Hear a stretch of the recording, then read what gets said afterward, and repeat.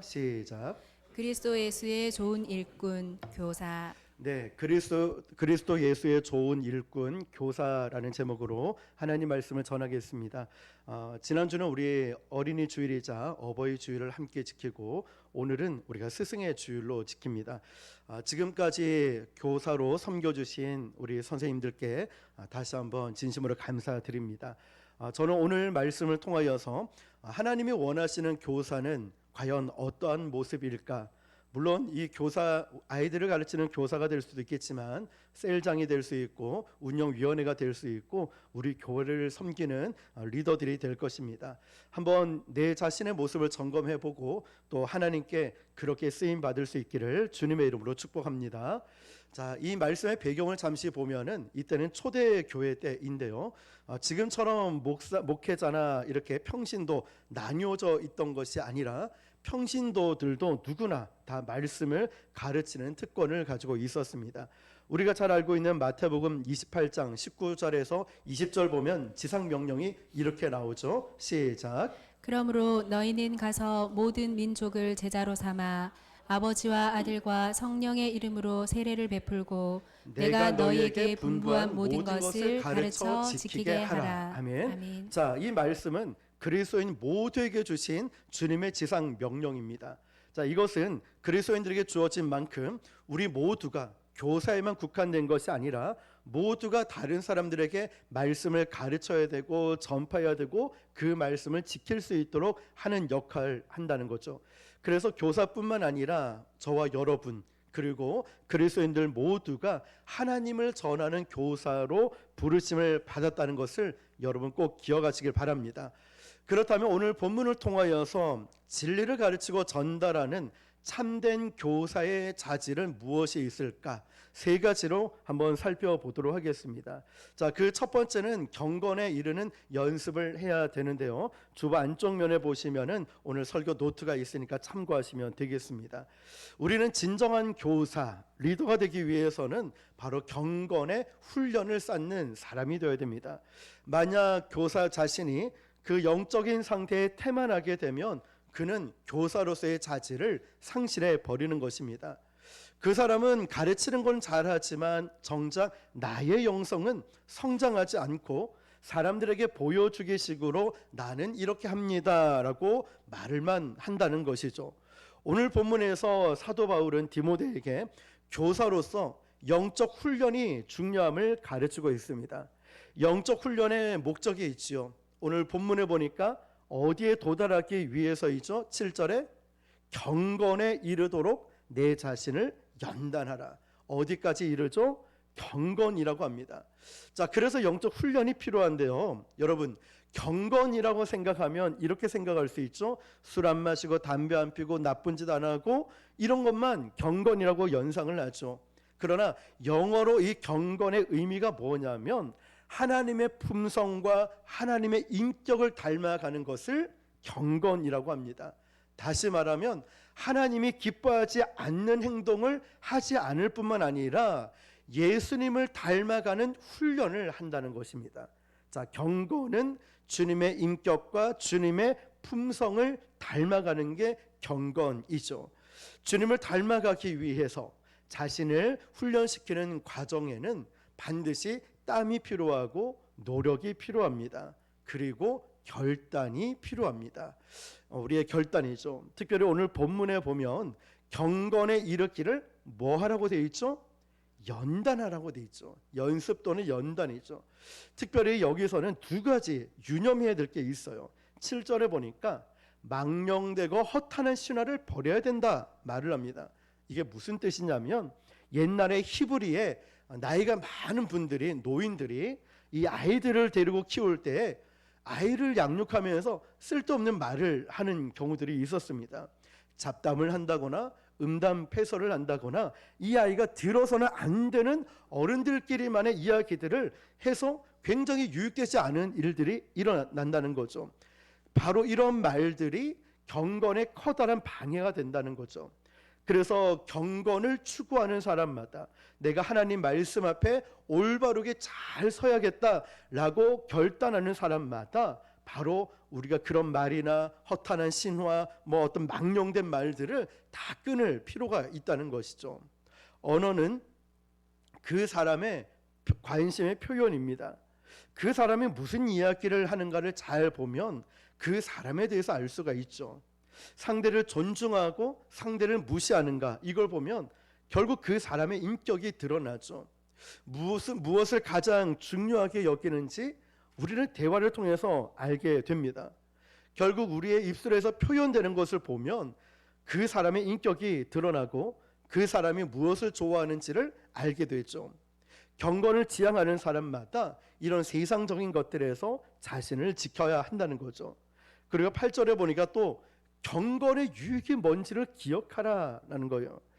진정한 경건을 추구하기 위해서는 경건의 유익을 기억해야 된다는 거죠.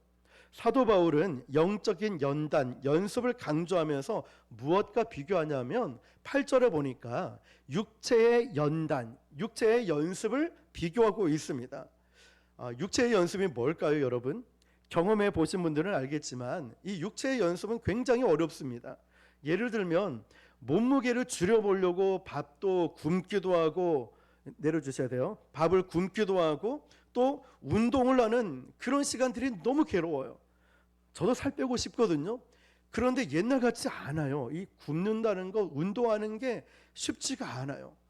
그런데 이 어렵고 힘든 다이어트를 꾸준히 하는, 열심히 하는 사람도 있다는 거죠. 규칙적으로 일어나서 규칙적으로 음식을 조절해서 운동을 하는 사람들이 있어요. 자신을 복종하고 그 고통을 참아야 되고 꾸준히 하는 사람이 있죠. 그렇다면 여러분, 그 사람이 왜 그 힘든 육체의 연단을, 다이어트를 할 수 있을까? 그 동기가 무엇일까요? 한 가지죠. 내가 이렇게 하면은 살 빠지는 다이어트를 할 수 있겠다. 내가 이렇게 하면 건강해질 것이다라는 분명한 목표가 있었다는 것입니다. 다시 말하면 육체의 연습을 통하여서 가져올 유익을 생각하면은 나 한 끼 안 먹어도 괜찮고 나 이렇게 고통스럽게 운동을 해도 견딜 수가 있다는 것입니다. 사도 바울이 쓴 오늘 말씀을 보면 경건의 연습을 육체의 연습과 비교하면서 이렇게 말하죠. 육체의 연단은 약간의 유익이 있다. 육체의 연단, 연습, 유익이 있습니다. 그런데 경건이 주는 유익과 비교해 보면 아무것도 아니라는 거예요. 그만큼 영적인 훈련이 중요하다는 거죠. 8절을 같이 읽어볼까요? 시작. 육체의 연단은 약간의 유익이 있으나 경건은 범사에 유익하니 금생과 내생의 약속이 있느니라. 아멘. 육체의 연단, 이것은 유익이 있는데 살아있는 날 동안만이에요. 그런데 경건에 이르는 연단은요, 금생뿐만 아니라 내생까지 전체적으로 유익하다는 거죠. 영적인 연단은 결과가요, 영혼까지 미친다면 왜 우리가 이 영적인 훈련을 게을리하고 있을까라는 거죠. 그러면서 야, 몸매 관리하는 것만큼, 다이어트 하는 것만큼 영적인 일에 좀 투자를 해봐라는 거죠.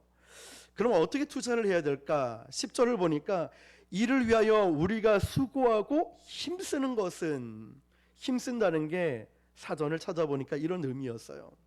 기진맥진하고 쓰러질 정도 힘을 다하는 모습. 우리 자신의 에너지를 다 소모하고 지쳐 쓰러질 만큼이었어요. 지금은 은퇴를 했지만 예전에 부산 아이파크 축구 선수로 있던 친구가 있어요. 그 친구가 늘 성경을 가르치고 저번에도 우리 교회 몇 번 왔었죠. 그런데 이 친구에게 저는 궁금한 게 너무 많았어요. 축구 선수의 생활이 너무 궁금한 거예요. 제일 궁금한 게 경기에서 이기면 수당 얼마 받아, 이게 궁금해서. 그 당시는 경기에서 이기면은 200만 원을 받는데요, 한 게임당. 그러면 무승부 되면 어떻게 50만 원 받는데요. 그러면 경기에서 지면 어떻게 해야 돼? 휴가 없이 다음 날도 일을 해야 돼. 일이 아니고 운동을 해야 된다는 거예요. 그리고 참 궁금한 것이 많았는데 왜 그렇게 열심히 뛰느냐라고 물어봤을 때 죽기 살기로 뛰는 정도가 아니라 경기장에서 죽을 만큼 뛴대요. 왜 그렇게 뛰어? 내가 그렇게 뛰지 않으면 감독이 나를 보고 다음 경기에서 후보로 돌려버린대요. 그러면서 벤치 신세가 너무 고통스럽기 때문에 감독에게 보여주기 위해서라도 죽게 살기로 죽을 각오하고 뛰어야 된다는 거예요. 그렇게 뛰고 나면 운동장에 쓰러진 사람들 있잖아요. 대표 선수들 보면. 그러면 이 친구는, 이 선수들은 그냥 3, 4일은 아무것도 안 하고 먹고 자고만 한대요. 그래야 몸이 회복이 빠르답니다. 자, 그렇게까지 해야 되는 이유, 그리고 경기에서 승리하고 숙소에 들어오면 절대로 승리의 기쁨을 못 나누는데요. 왜냐? 후보군들이 많이 있잖아요. 그 사람도 뛰고 싶은데 못 뛰어서 후보로 있는 사람이 많기 때문에 너무 좋았다, 어떻다 저렇다 말도 못 한대요. 그런 점들이 있었더라고요. 근데 참 중요한 것은 기진맥진할 정도로 죽을 각오하고 하고 그 경기에 임했다는 게 너무 크게 와닿았다는 거죠. 그러니까 오늘 힘쓴다라는 게, 경건을 위해서 힘쓴다는 것은 대충 어느 수준까지 하는 것이 아니라 내가 정말 기진맥진할, 힘이 다 빠질 정도로 애를 쓰는 거죠. 예수님을 닮아가기 위해서 복종하는 훈련을 이렇게까지 해야 한다는 거죠. 오늘 우리 사도 바울의 서신서를 보면 특징 중 하나가 운동에 관련된 이야기들이 참 나와요. 단어도 그렇고. 그게 왜 그런가 배경을 봤더니 헬라 문화권에 이 헬라 문화가 유행이 되고 있었어요. 그래서 헬라 문화의 많은 젊은이들이 운동에 관련된 이런 열망과 집념을 막 불어일으켰어요.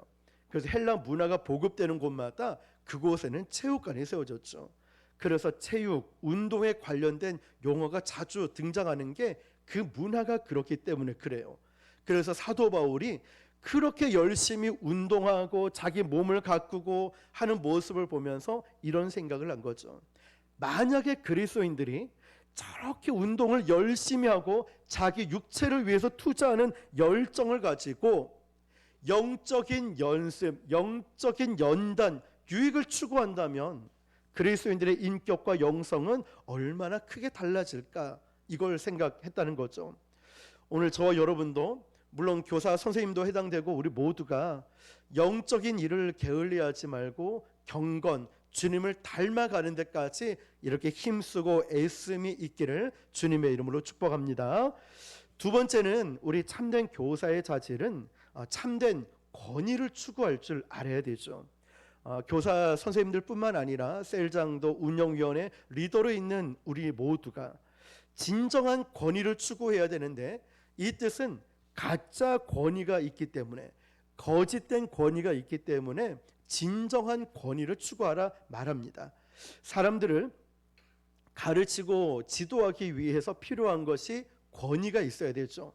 한마디 말해도 말에 권위가 있어서 그냥 설명할 필요도 없어요. 집사님 이거 하세요, 이렇게 하세요. 우리 목사님은 기도를 많이 하시기 때문에 하나님 뜻이 있을 거야, 순종하는 것. 굳이 설명하지 않아도. 자, 여러분, 반드시 권위가 필요합니다.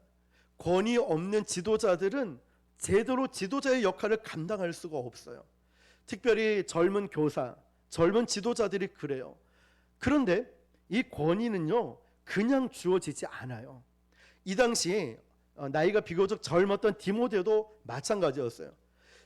디모데도 나이가 젊은데 하나님의 사역자로 부르심을 받았거든요.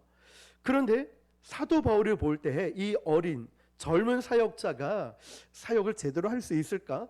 하나님의 쓰시는 진정한 종이 될 수 있을까? 이런 마음에 염두에서 이렇게 말을 합니다. 12절 시작. 누구든지 내 연소함을 업신여기지 못하게 하고 오직 말과 행실과 사랑과 믿음과 정절에 있어서 믿는 자에게 본이 되어. 아멘. 자, 젊은 사람일수록 사역을 하다 보면은 이런 업신여김을 당하는 경우가 있어요. 저도 생각해 보니까 저도 전도사 시절에 사역을 할 때 어떤 장로님이 좀 반말을 이렇게 하기도 하고 기분 나쁘니까 이러더라고. 이 전도사 올해 몇 살이고? 예, 몇 살입니다. 내 아들하고 나이가 동갑이네. 알면서도 물어봐요. 그러면서 동갑이네 이러면서 그때부터 반말을 하는 적들이 있었죠. 그 당시 처음 이제 전도사로 사역을 하면서 마음이 너무 아팠고 힘들었던 기억들이 있어요. 그래서 생각을 해봤습니다.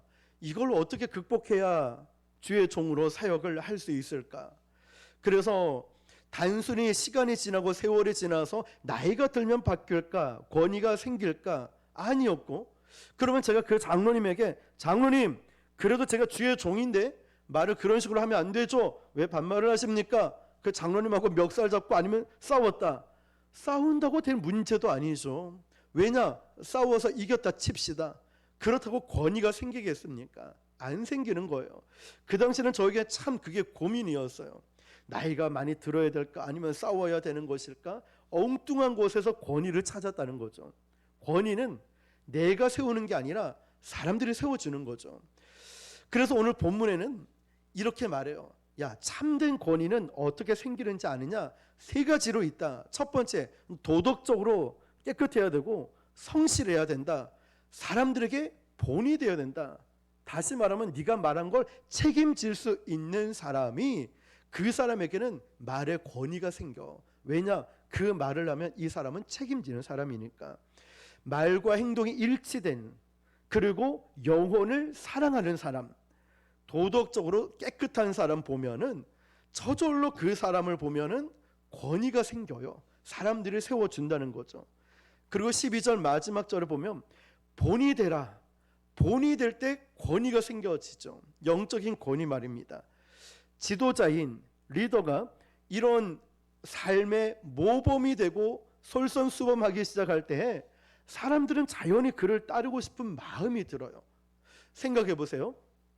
제가 설교할 때만 말만 번지를 하게 하고 행동이 전혀 따라오지 않는다면 여러분부터 일단은 말씀을 들으면서도 하나님 말씀이지만 들으면서도 니나 잘해라 이런 마음 들지 않을까요? 아니면 정말 말만 잘한다 이런 생각이 들지 않을까? 그러나 거기에 행함까지 따라온다면 야, 우리 목사님은 정말 존경할 만해. 나이가 많지는 않은데도 참 대단한 것 같아. 그런 마음들이 들 때 우리 스스로가 따르고 싶은 마음이 드는 거죠. 그때 생겨나는 게 바로 지도력이라는 것입니다.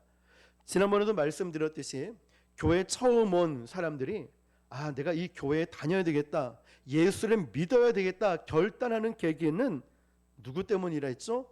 내 옆에 있는 사람이라 했어요. 내 옆에 있는 사람들이 아, 이렇게 예배 드리고 뜨겁게 찬양하는 모습 보고 이 교회는 뭔가 있나 봐. 아, 정말 예수 믿으면 뭔가 다른가 봐 라는 마음이 들 때 말이죠. 마찬가지예요. 선생님들도요, 아이들의 선생님의 말씀도 귀하지만 행동을 보고 그대로 따라한다는 거예요. 기본적인 예배 생활, 기도 생활, 헌금 생활, 신앙 생활을 어떻게 하는지 선생님의 뒷모습을 보고 배운다는 것이죠. 그래서 어떻게 신앙 생활을 해야 되는지를 배우게 돼요. 그러므로 말도 중요하지만 본이 되는 것이 참 귀한 것 같습니다. 내가 이 신앙의 공동체에서 만난 그 집사님 때문에 내 인생이 바뀌었어. 우리 초등부에 중고등부에 우리 선생님 아니었으면 내가 이 자리에 없을지도 몰라. 하나님의 은혜 가운데 나를 이곳에 보내주셨어. 만약 이런 고백이 아이들에게 일어난다면 얼마나 큰 축복이겠습니까? 저도 생각을 해보니까 기억나는 게 하나 있었습니다. 중학교 때 만난 전도사님이 기억이 나는데요. 저는 성격이 이렇게 이렇게 활발하기보다는 조용하고 그냥 말수도 별로 없이 있는 성격인데 앞에 나서는 건 더더욱 싫어합니다. 그냥 서고 싶지 않아 합니다. 그런데 전도사님이 지훈아, 너 이렇게 중고등부 회장을 좀 해보지 않을래? 라고 했을 때 저는 못합니다. 앞에 서는 걸 잘 못하고 떨려서 말도 못합니다. 아니야, 너는 할 수 있어. 그러면서 뭐라고 하시냐면 지훈아, 너는 순종만 하면 돼. 거기에 맞는 능력은 하나님이 주실 거야. 저는 그 말씀이 지금까지 아니 앞으로도 계속 기억나서 정말 그런 마음으로 사역을 할 것 같아요. 생각해보면 내가 말 잘한다고, 내가 뭐 학벌이 좋다고, 돈이 많다고 사역을 잘하는 게 아니죠. 그 능력은 하나님이 주시는 게 맞잖아요. 그래서 저는 욕심을 많이 냈던 것 같아요. 설교할 때 이제 조금 큰 교회 부임을 하게 되니까 얼마나 떨리던지 강대상도 떨리고 잡았는데 손까지 떨려가지고 설교할 때 고생을 했었어요. 그래서 이걸 어떻게 극복해야 될까? 아, 많이 서면 되겠구나. 그 새벽에, 명절에, 공휴일에 다른 분들이 설교하기 꺼려하는 그때 다 도맡아서 했고, 가기 싫어했던 장애인 선교부를 가고 아니면 어떠한 일도 도맡아서 했었던 것 같아요. 부족함이 많이 느껴지니까. 그런데 그곳을 가고 그곳을 섬길 때마다 정말 그 전도사님이 하셨던 말씀처럼 거기에 맞는 능력을 주시더라고요. 거기에 맞는 실력과 능력과 사람들을 붙여주시니까 지금 교회를 개척해도 큰 어려움이 없었던 것 같아요. 어떤 일을 찬양을 하든 전도를 하든 행정을 하든 또 어떤 쪽으로 하든 크게 어려움을 느끼지 못하는 것 같아요. 그런데 제가 그렇게 그 말씀을 신뢰할 수 있는 계기가 있어요. 제가 봤을 때 그 전도사님은 그렇게 사시는 분이셨거든요. 그러니까 그 말도 신뢰가 되었다는 것이죠. 자, 그리고 참된 권위는 가르치는 데서도 나오는 거예요. 지도자가 주님이 기뻐하시는 이 마음을 품고 영혼들을 향해 가르침을 할 때 그 사람이 변화될 때 자연적으로 권위가 생기는 거죠. 집사님이 읽기에 좋겠습니다. 기도해 보니까 하나님이 이렇게 인도하시는 것 같습니다. 이런 말씀을 들었을 때 이 말씀 순종을 통하여 변화가 일어나면 권위가 생긴다는 거죠. 어떤 젊은 목사님이 목회에 어려움을 겪고 있을 때 선배 목사님을 찾아갔습니다. 그때 그 선배 목사님은 이렇게 말했다고 합니다. 사람들이 자네를 따라주기를 기대하지 말고 자네가 해야 될 일에 책임에 성실하게 임하게. 사람들이 따라올 건 여기에 기대하지 말고 너가 해야 될 그 일에 책임감 있게 하게 되면 자연적으로 사람들은 따라올 거다 말을 했다는 거죠. 결국 우리가 해야 될 이 책임 앞에 성실히 할 때 내 삶을 책임질 수 있을 때 자연적으로 지도력이라는 게 생기게 되지요. 이것이야말로 참된 권위라는 것입니다. 왜 내 권위, 왜 나의 말을 안 들어 이게 아니라 내가 먼저 본이 되고 내가 먼저 영적으로 깨어있고 내가 먼저 순종하는 이 모습을 통하여 자연적으로 권위가 생겨난다는 것. 그래서 사도 바울은 지금 그 권위를 추구하라고 강조하고 있는 거예요. 세 번째로 보면 성숙해야 되는데 15절입니다. 시작. 이 모든 일에 전심전력하여 너의 성숙함을 모든 사람에게 나타나게 하라. 아멘. 저는 말씀을 준비하면서 사실 부담이 제일 컸습니다. 스승의 날이고 또 교사들 대상이기도 하고 전체가 우리가 가르쳐야 될 입장인데 성도들인데 저도 이렇게 살지 못하는데 어떻게 이걸 말씀할 수 있을까라고 생각을 참 많이 하고 또 기도를 하면서 이런 생각 드는 거예요. 지도자도 결국 인간이고 완전하지 못하지요. 실수할 수밖에 없어요. 지도자도 완전할 수는 없지만 적어도 성숙함을 증명해 보일 수는 있잖아요. 어떤 걸까요? 넘어졌을 때 일어나는 걸 보여주는 거예요. 실패했을 때 그 좌절을 듣고 일어나는 걸 보여주고 기도를 잘 못하고 예배를 잘 못 드리는 그런 연약함, 힘듦이 있어도 끝까지 예배의 자리를 지키고 있는, 몸이 아파도 목숨 걸고 예배를 지키고 있는 그 좌절과 낙심이 올 때 포기하는 것이 아니라 예배의 자리를 지키고 있는 성숙함을 증명해 보인다는 거예요. 바로 이 부분에서 이 부분을 할 수 있잖아요. 믿음의 진보와 인격의 진보가 나의 삶에, 우리의 삶에 드러난다면, 성숙함이 드러난다면 바로 거기에서 지도력이, 권위가 생긴다는 거예요. 완벽해서 완전하게 잘해서 권위가 생겨나는 것이 아니라 넘어져도 일어나고 부서져도 깨어져도 일어나는 이 성숙함, 어렵고 힘들어도 말씀 붙잡고 일어나려고 하는 그 성숙함을 통하여 지도력이 생긴다는 거죠. 지도자가 장애물을 헤치고 갈 때 그 뒤에 따라오르는 자들은 가야 할 목표를 바르게 알고 전진합니다. 그러나 지도자의 성숙이 중단되면 그 따르는 사람의 성숙도 중단될 수밖에 없습니다. 사도행전 3장 6절에 이 말씀이 있죠. 내게 있는 것으로 너에게 주노니. 내가 없으면 못 줍니다. 나에게 은혜가 없으면 못 줘요. 내가 성령 충만하지 않으면 못 해요.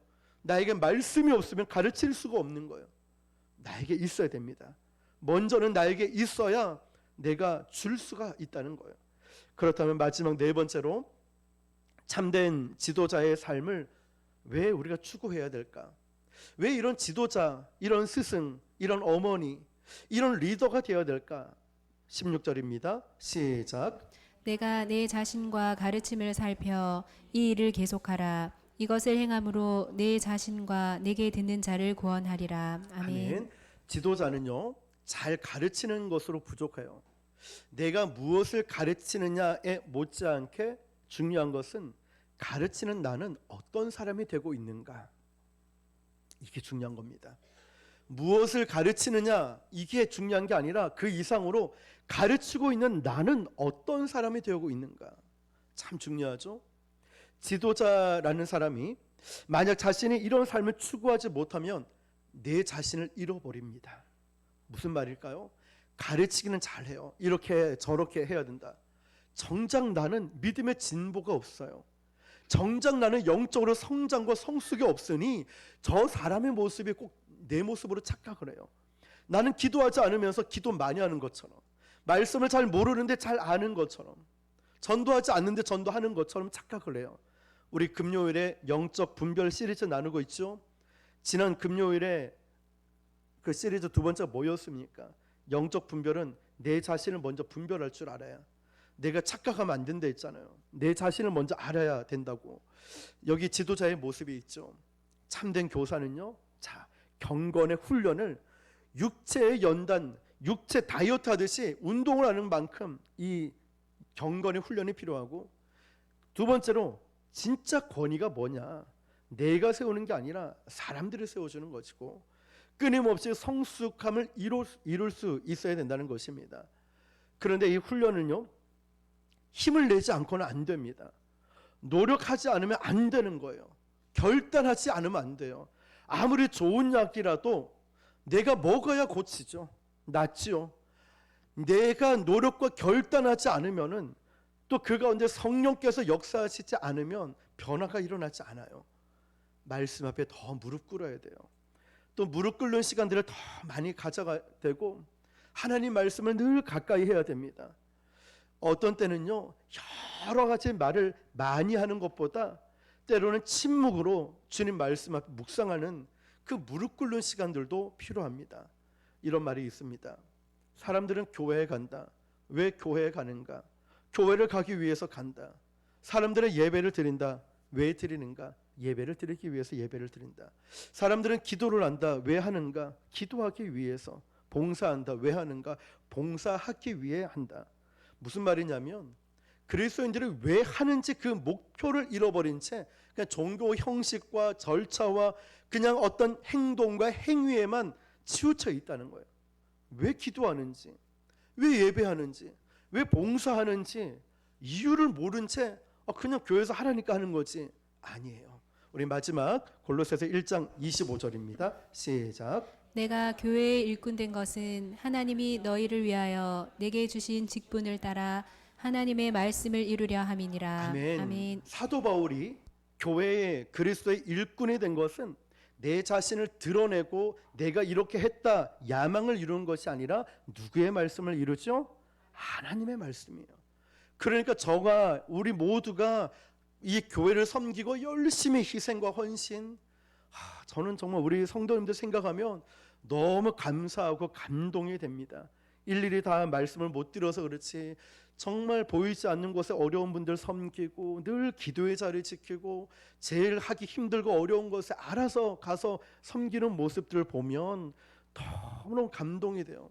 너무너무 감동이 되고 하나님께 감사를 드립니다. 하나님 말씀을 이루기 위해서 그분들이 하는 거지, 이 목사 저에게 잘 보이려고 하는 거 아니죠.